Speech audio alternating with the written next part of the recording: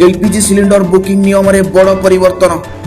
सरकार LPG cylinder booking समय 21 दिन बढ़ाई 25 दिन कर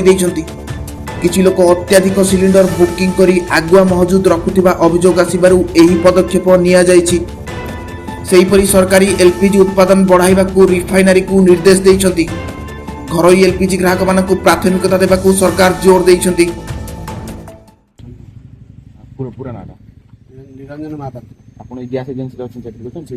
आ गैस घटना को नहीं कौन आप सूचना देवे कौन केमती रेट बढ़ी आ दस माने जो लोक मैंने केमती कौन हैरान होती गैस सेमती पड़ी गैस गैस ठीक आसपार आसवा तो गैस माने कौन सप्लाई सेपटू माने स्टॉक नहीं ना ये तुम आप रखिकी माने गैस को लोक मान छाड़ू ना से कौन ना ठीक है स्टॉक रखिया जहाँ जी माल आगे पिला बांटी बुटी किसी सप्लाई कौन है आपंकर मैंने सिनेरियोटा कौन अच्छी गैस भी सप्लाई आसो ना लोक मैंने आगे दिन गैस आसो गैस गैस गोटे गोटे टी आसो